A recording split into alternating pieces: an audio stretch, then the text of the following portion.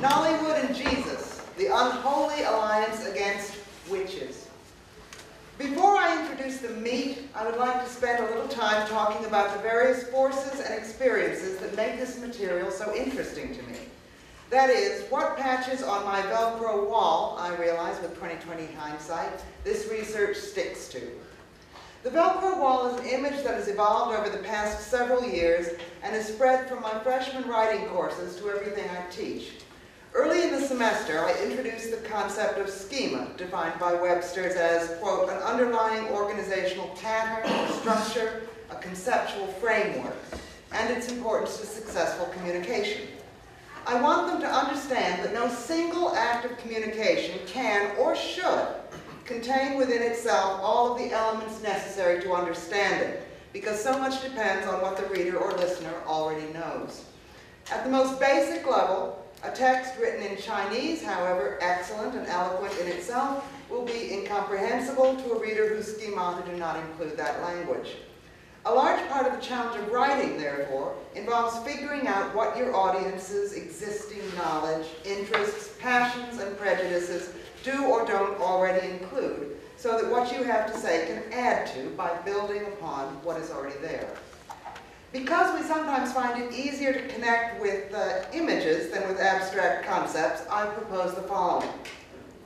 Look, I tell my students, at the empty wall of the classroom, and picture a patch of Velcro stuck to the wall. Imagine throwing a ball made out of Velcro at the wall. If it hits the patch hard enough, it will stick. If it doesn't, it won't. If more of the wall is covered with Velcro, more balls will stick. The Velcro on the wall is your reader's schemata, and your text is the Velcro ball. If you extend the analogy to the learning process as sort of a variation on John Locke's concept of the tabula rasa, the blank slate with which we are born and upon which sense data is inscribed, but I encourage the students to think of the process as more active and interactive than that. The blank slate, after all, is passive. It does not write upon itself. I urge them consciously and actively to add more and more pieces of metaphorical Velcro to their mental walls so that more and more new ideas and knowledge can stick. The more you know, the more you are able genuinely to learn. The more interests you develop, the more new things you will find interesting. There's fresh Velcro everywhere. In their classes, in labs, in music, in movies, in the news, in books you have to read and books you want to read, in places you've been and places you'd like to go. And the wall is never full. So, witches. I have long been fascinated, stroke horrified by the European and North American persecutions. Big fan of the Crucible from at least 6th grade on. Nigeria. Right out of graduate school, from 1982 through 1983, my husband John and I taught at what was then the University of Sokoto in northern Nigeria, which triggered our mutual and continuing interest in African post-colonial studies. Nigerian witches. In the course of discussing young Goodman Brown and the Crucible with my students there, they told me that their understanding of traditional witches, in whom they sort of believed but didn't seem especially worried about, was in some ways very different from the American, particularly in that their witches had nothing to do with Christianity. In 1982-83, Nigeria was on the verge of great and sadly largely negative changes. The democratically elected president, Shehu Shagari, who hailed from Sokoto, was toppled in a military coup about 4 months after we left the country. Inflation was rampant. When we arrived, the naira, the official currency, was officially worth the same as the British pound, and you could theoretically send money at that rate home to England through a bank. We were never able to actually do that. Somehow the bank never had the right forms. And when we left, we were lucky to get a fraction of the official exchange rate, and then only through a black market transaction. Religious extremism, like witches, always a source of fascination, stroke horror. A world of prayer is a world at peace. Really? When we were in Sokoto, the majority of the majority northern tribe, the Hausa, were Muslim, but not fanatically so. Almost without our noticing, radical Islam was on the rise in the north, just as the fundamentalist Christianity discussed in this research was on the rise in the south. Today, much of the north is moving toward Sharia law, The University of Sokoto is Usman Dan Fodio U. The arts and English have been removed from the School of Arts and Islamic Studies, of which our English department was part, and radical Islamic fundamentalist groups like Yan Tatsini and Boko Haram, which is Hausa for Western education is sinful, frequently attack Christians in the towns and villages that we knew. There were, in retrospect, some rumblings. An extremist imam, Muhammad Marwa, who died in 1980, posthumously inspired some religious riots in Kano, a larger city than Sokoto. We were there on a visit once, and John threaded our van very nervously through praying students who were blocking the road. And on our way back to Sokoto, an officer at one of the many routine roadblocks jocularly asked, "What of my friend, my Tatsini?" which was Marwa's Hausa nickname, which translates as "one who damns."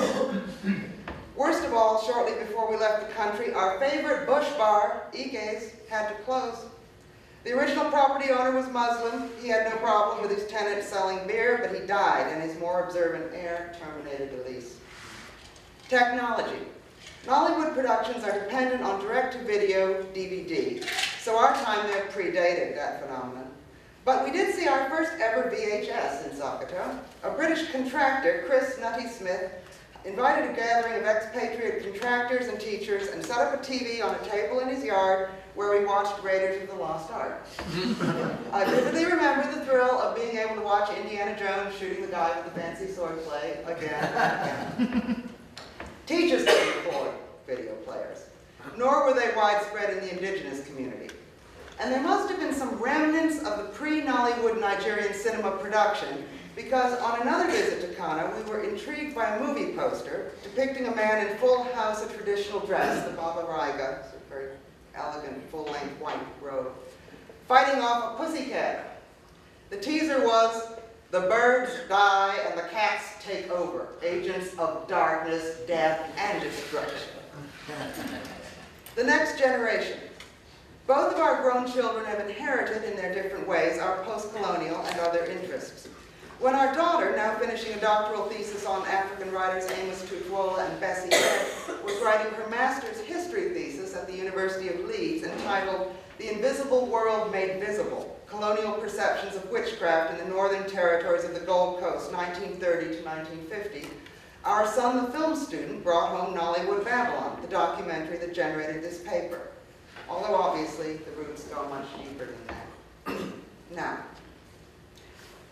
it is common for attentive outsiders to observe that many traditional African belief systems have a very different understanding of cause and effect than do many secular Western ones. The late Polish journalist Ryszard Kapuscinski, who spent decades in various African countries, observes that many Africans, quote, "believe profoundly that the world is ruled by supernatural forces. It is they that inform the course of events and imbue them with meaning, decide our fate, determine everything. For this reason, nothing happens by chance. Chance simply does not exist.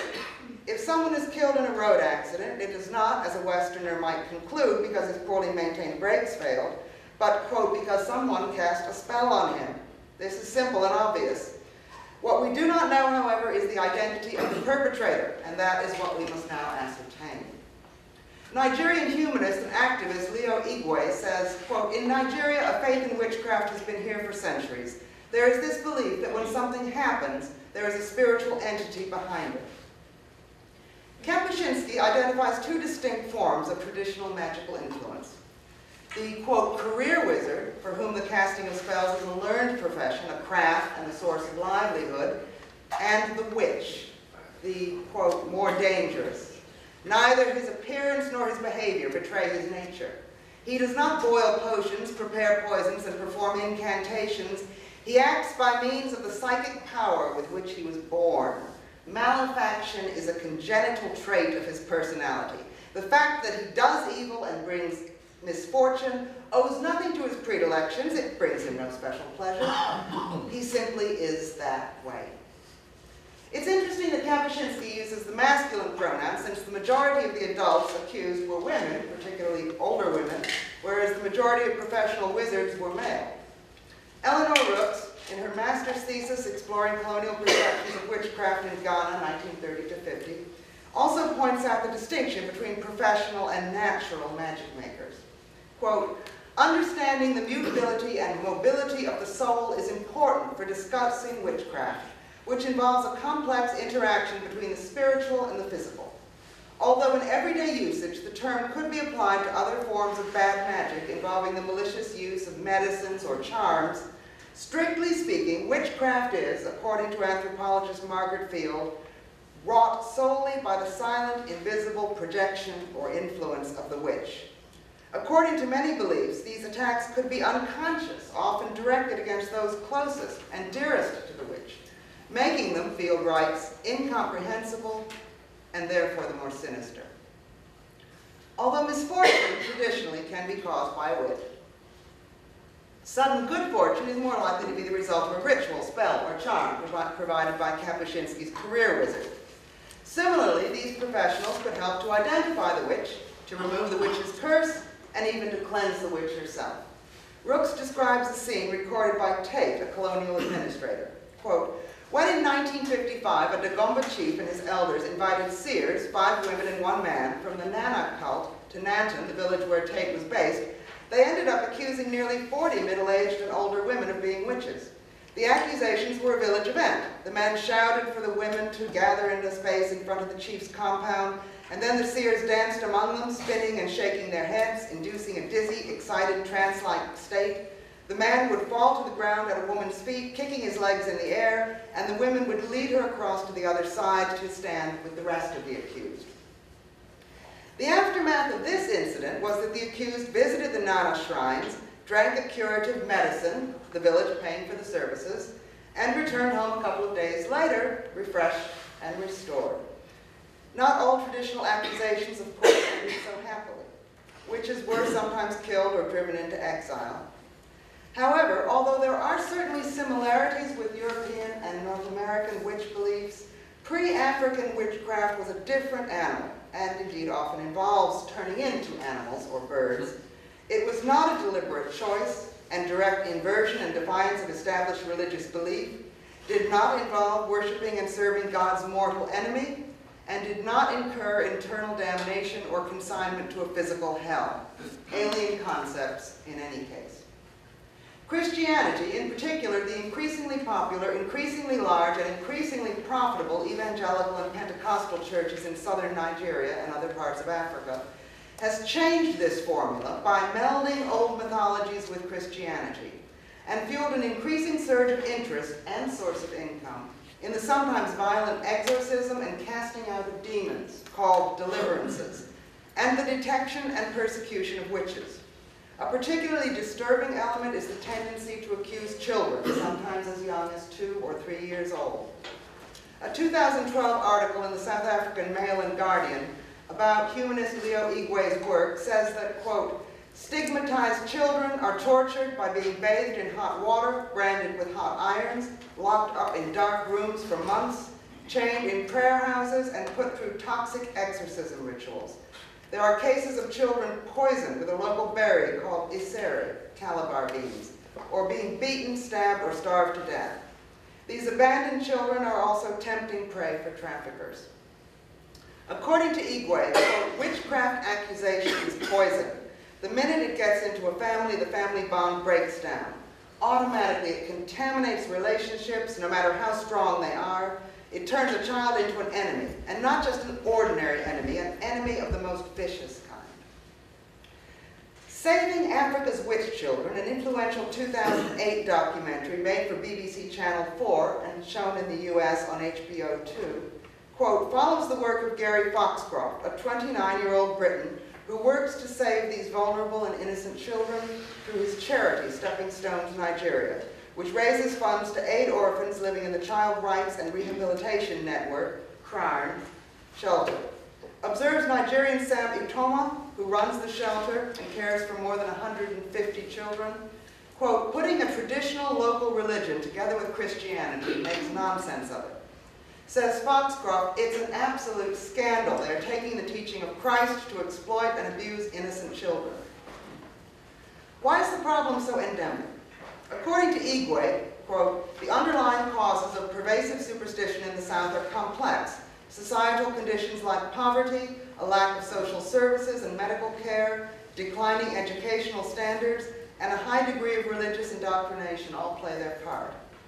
In an interview, Gary Foxcroft cites some of these same causes, but adds others. Quote, poverty, widespread environmental devastation caused by the activities of the oil industry, the teachings of some Pentecostal preachers, and the widespread viewing of Nollywood films that promote such superstitious beliefs have all played a significant role. My focus is on the confluence of two of these elements, the preachers and the pictures.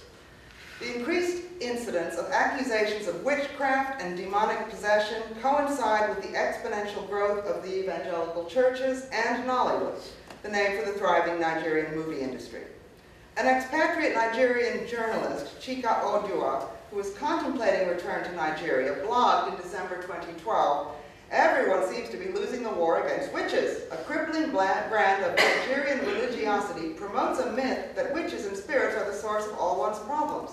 I know quite a number of American-raised Nigerian youth who have no plans of visiting Nigeria, partly because of their prevailing fear of witches. They hear about them in church, they see them in the movies, they talk about them with their friends. They were terrified, and so was I." Nollywood. The name echoes that of the thriving Indian industry, Bollywood, which in turn echoes you-know-what, is the second, some sources say the third, largest film industry in the world in terms of number of productions, some 2,500 per year. The industry is based in Lagos, the sprawling and snarled capital city. The pictures are direct-to-video or DVD. There are almost no movie theaters in Nigeria today. They were once popular, but they closed down decades ago due to crime and corruption. There is no studio system, and most of the shooting is done on location, often in 2 weeks or less. There are big stars with extensive fan bases, but there are also open auditions for first-timers. Each movie sells an average of 50,000 copies, some far more. The industry is worth over $250 million a year and is a major source of employment, particularly in Lagos. The subject matter is various: action, comedy, romance, drama, horror. First clip. Stand by for the shock of your life. For adrenaline pumping. Action and blackmail.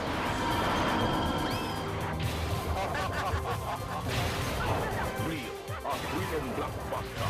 We go hunting for humans.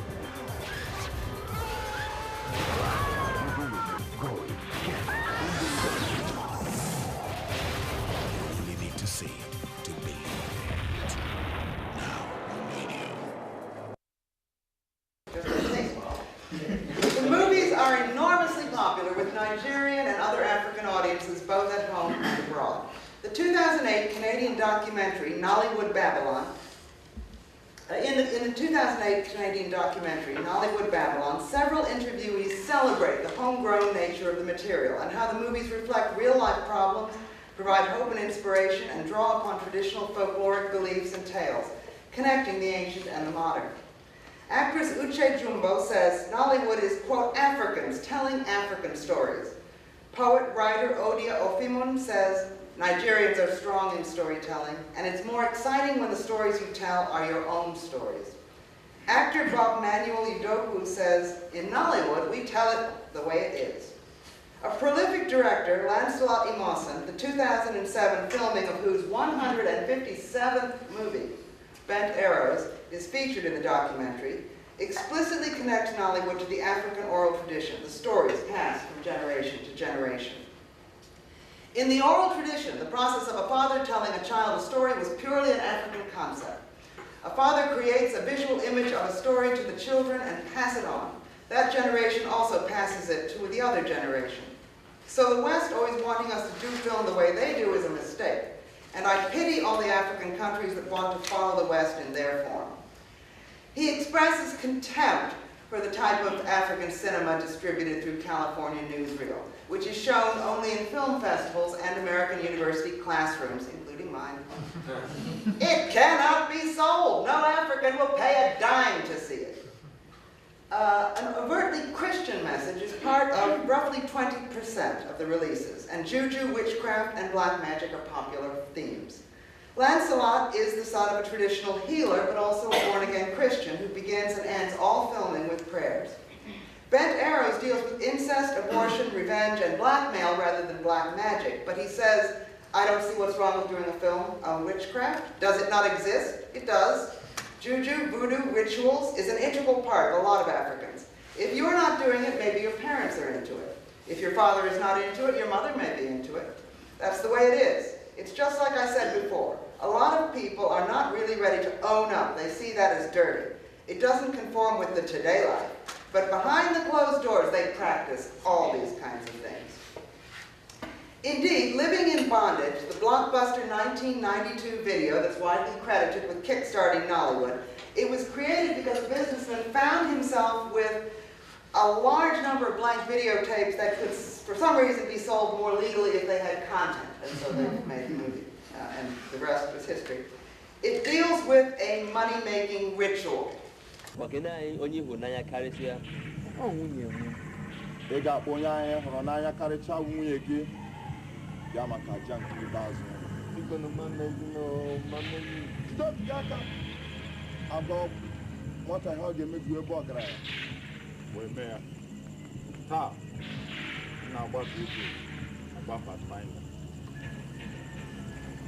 It became such a huge success in Nigeria because prior to Living in Bondage, people heard about money-making rituals, people who are poor today and multimillionaires tomorrow. Nobody knows what they did to get that kind of money. People heard about secret cults that you take oaths and do some kind of sacrifice and you become so wealthy. Because people hadn't seen such stuff in pictures, and now you're seeing it in living color, it became a huge success. And that's where Nollywood picked up from. Giant Densa, Lucifer. I am Moruga Bakuneba. We to Ajanyegi. When the grandmother, what she has been hearing from her own grandmother, she's now seeing it dramatized, given life. They almost thought it was true.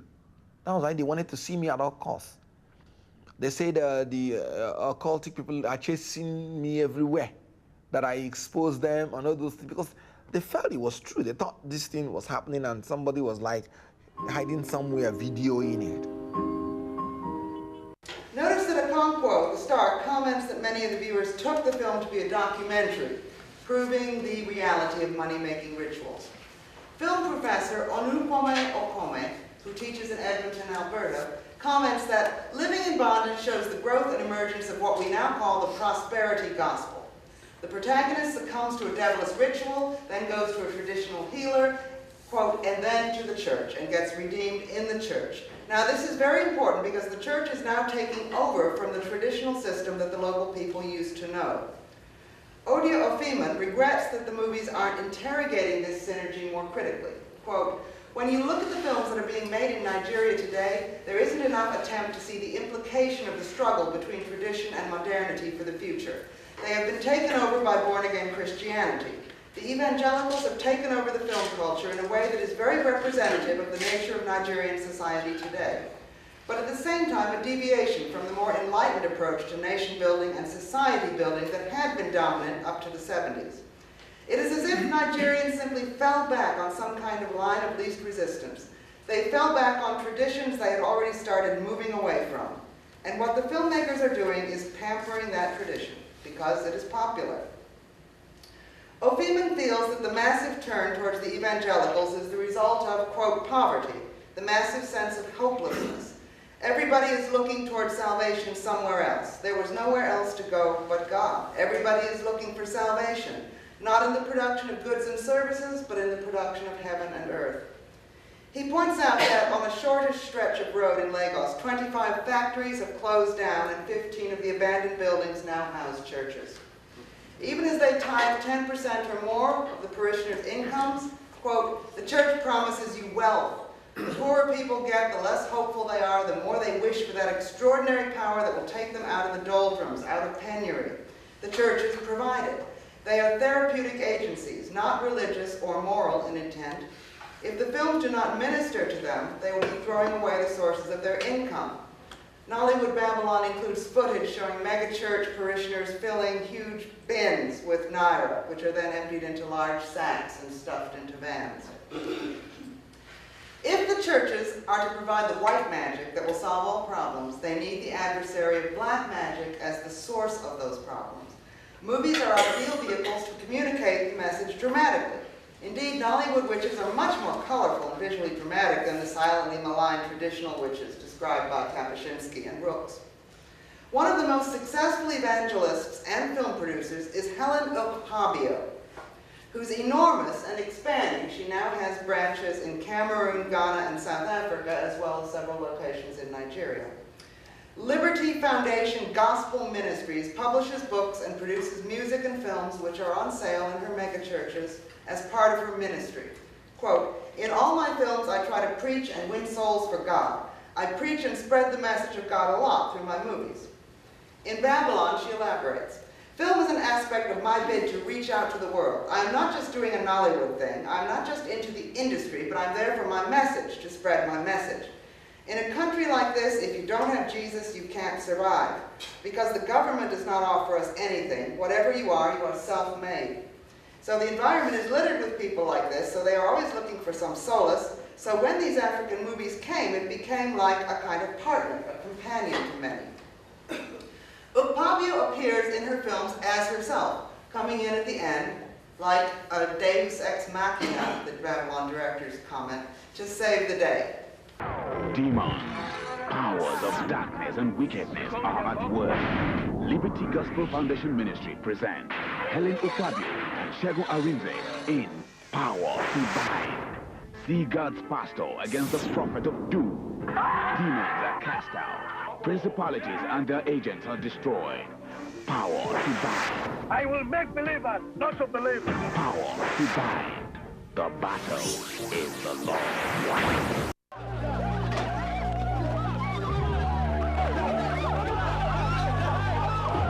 Lord God, I belong to your daughter that has taken to the government. Jehovah, Lord God, I cancel them all. I burn the fire of your Holy Ghost. I am a witch. I am a witch.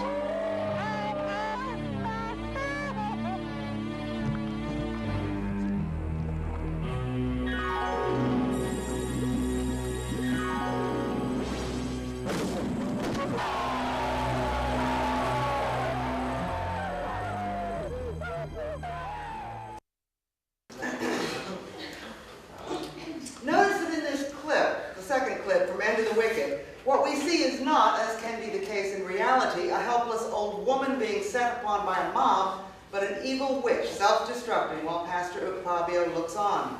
A witch, moreover, whom we have earlier seen being given a gigantic phallus by Beelzebub so that she can rape her daughter-in-law. Worst mother-in-law ever. Older women are traditionally the most likely candidates for witchdom. You may remember Sarah Palin's friend, the Kenyan pastor Thomas Muthi, a frequent guest at the Wasilla Assembly of God, who received some U.S. coverage during the 2008 presidential campaign because of his conviction that God had chosen Palin as governor of Alaska and vice president of the United States. Guess he changed his mind on both counts.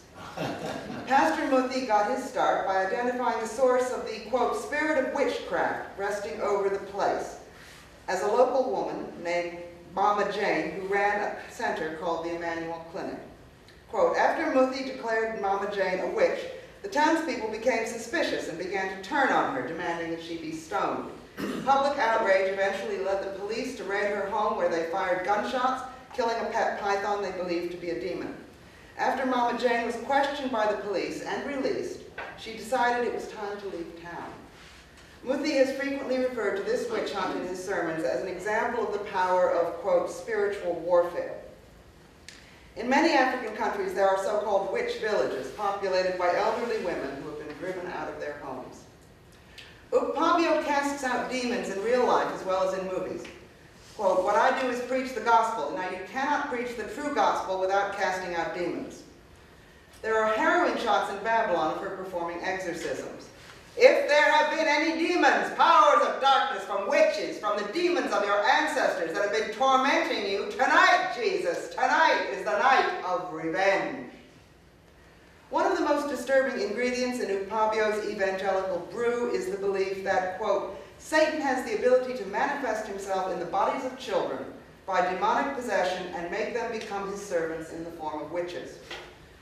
The documentary Saving Africa's Witch Children directly links the graphic portrayal of this belief in her extremely popular 1999 End of the Wicked, a witchcraft movie, with the plight of the children in Otoma's shelter. She counters that, quote, Otoma is a wizard and trying to preserve the posterity of witches. In July 2009, some of Upabio's followers broke up a conference meeting of the Humanist Association for Peace and Social Tolerance Advancement, HAPSTA, and assaulted Leo Igwe. They invaded the venue, beat me up, and stole my personal belongings. Upabio then sued Igwe and others in 2010 for the equivalent of $13 million, claiming that they were preventing her church's, quote, right to practice their religion and the Christian religious belief in the existence of God, Jesus Christ, Satan, sin, witchcraft, heaven, and hellfire. The suit was dismissed. Upabio learned firsthand that British audiences had seen Saving Witch Children, first shown on November 12, 2009. Quote, they almost mobbed me in London when I arrived on November 13th. After the people watched the mischievous documentary, they almost killed me in London. One man rescued me. He and his wife told the mob that they watched my film and that it was the same film that helped to deliver his family from a lot of problems. With impeccable timing, in May 2010, she began a 4-night revival in Houston, Texas, just before the documentary was going to air on HBO 2. But she defends herself vigorously in a New York Times interview with Mark Oppenheimer, saying that the documentary, quote, exaggerates or invents the problem of child abandonment. Asked how she could be so sure, she said, because I am in Africa. In Africa, she says, family ties are too strong to have a child on the street. Furthermore, she accuses the Crown Shelter, run by Sam Utoma, with support from Stepping Stones Nigeria, of being a scam. It isn't clear where she thinks the 150 children housed there have come from, since Africans don't abandon children. But in any case, quote, she said the children's gruesome scars and wounds shown in the documentary are not real. Or perhaps they are, but there are many ways children can get maimed.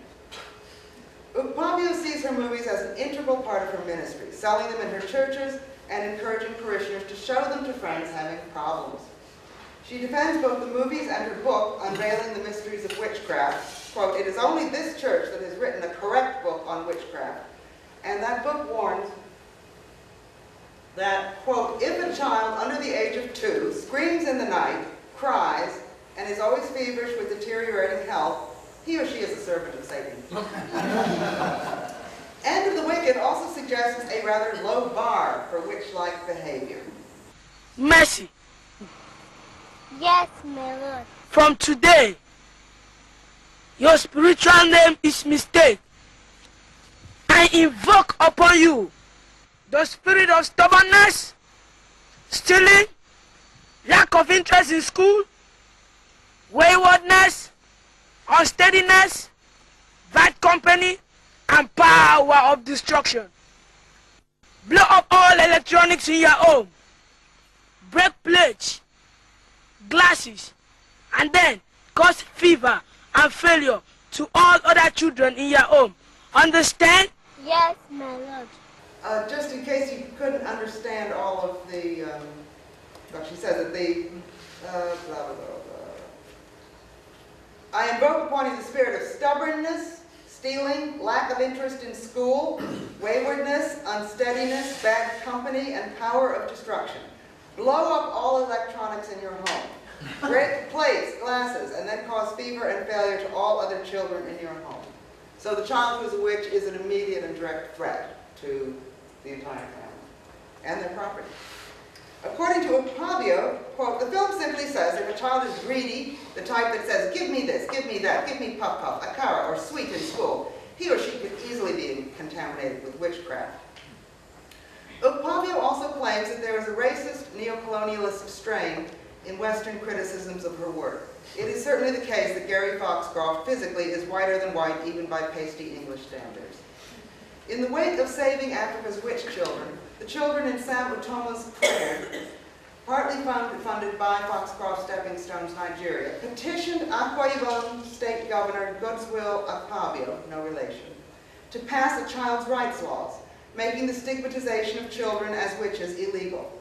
In a follow-up Dispatches documentary, Return to Africa's Witch Children, we see Foxcroft warning adults that it is illegal to target children and threatening them with a 10-year prison sentence.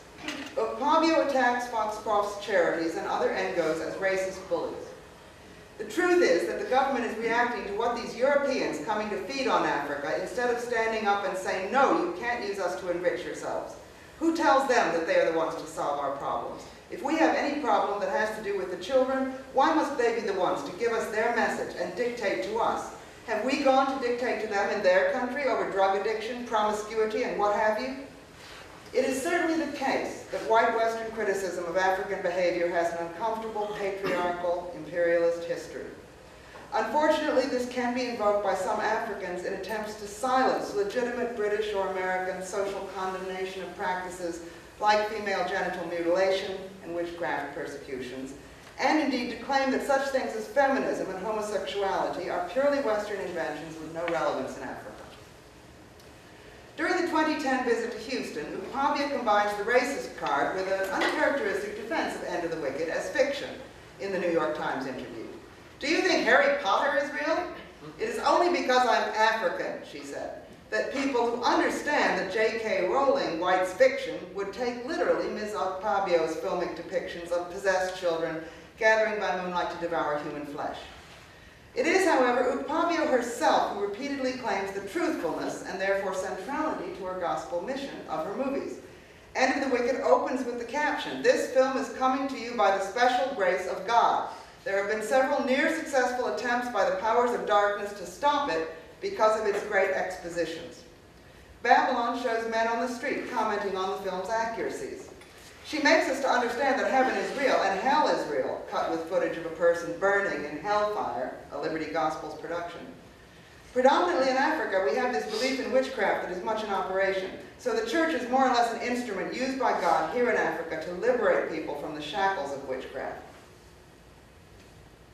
Admittedly, there are also Western films that present witchcraft and demonic possession as real. The recently released and fairly successful The Conjuring claims to be based on the true story of Ed and Lorraine Warren, a crusading Catholic couple who successfully cast out the spirits possessing an innocent family. The movie suggests disturbingly that yes, at least some of the women accused in Salem really were witches and really can possess women and cause them to sacrifice babies, and that furthermore these Protestant Puritan witch spirits can be exorcised by Catholic rituals. Nevertheless, the confusion between fiction and reality vis-a-vis witchcraft is more toxic in Nigeria than in South Carolina. Happily, in addition to European agencies like Stepping Stones Nigeria, there are indigenous coalitions devoted to combating what they perceive as damaging superstition. Two are HAPSTA, Humanist Association for Peace and Social Tolerance Advancement, and OHAWKS, Amua Humanist Against Witch Killing and Stigmatization. A 2013 dispatch from HAPSTA concerning an August 2013 conference in Ibadan, Nigeria, with the theme Superstition, Human Rights, and Development in Africa, announces its determination, quote, to promote humanist science education in the child witches endemic areas this year, 2013. The aim of this venture is to promote science education among Nigerians, especially among young people, so that they will serve as change agents in checkmating the crass killings and stigmatization in the name of witch labeling in Akwa Ibom in particular and Nigeria in general. The same dispatch references HAPSTA's court appearance as a concerned organization. In a court case seeking to help a 10-year-old girl accused of witchcraft and expelled from federal government school, Ipatumodu, Osun State, by the school's principal, quote, based on the flimsy, unfounded allegation of witchcraft after a colleague of the girl in the same school alleged that she dreamt that the girl is a witch, who had killed two pupils in her former school and planned to kill another five in the school through her witchcraft. On the basis of these dreams, quote, the accused girl was beaten, tortured, and oil was poured on her to force confession and neutralize her power, witchcraft, before being expelled. The OHAWK's goals are P, prosecution of erring religious leaders and parents for deterrence, E, enlightenment to wean the public from the con-religious leaders feeding fat on their ignorance, R, reunification of the stigmatized with their families for the future's sake. Another indigenous organization, the Young Humanities Network, Nigeria, posts in 2009 a sarcastic review of Pabio's book, Unveiling the Mysteries of Witchcraft. You remember, the correct book on witchcraft. It is this belief and the gullibility it allows for in the minds of the people that prophets, pastors, and many religious eccentrics have exploited and are exploiting to manipulate people by threatening them with witchcraft activities so as to perpetually put them under their bondage and control. By writing a book on witchcraft and crafting the words and theme that scare the people, the author ploys to put herself in an authoritative and influential position that appeals to witchcraft believers. In like manner, so many prophets of doom, especially in the southern part of Nigeria and in Akwa Ibom State specifically, have succeeded in misleading parents and guardians, in battering, maiming, and burning their children by accusing their children or wards of witchcraft and attempting to dispossess them of such spirits. Nollywood Babylon and the original Saving Africa's Witch Children must have been filmed at around the same time because both were released in 2008. So it's troubling that Babylon's Canadian filmmakers, Ben Adelman and Samir Malal, expressed none of the concerns about Upabio's work that so outraged Gary Foxcroft. In their DVD commentary, they call her a rock star there on a first-name basis and says she let them stay at her house. Moreover, their references to End of the Wicked, both in the film itself and in the commentary, make no mention of the witch children. The clip with the witch children was from YouTube, not from Nollywood Babylon.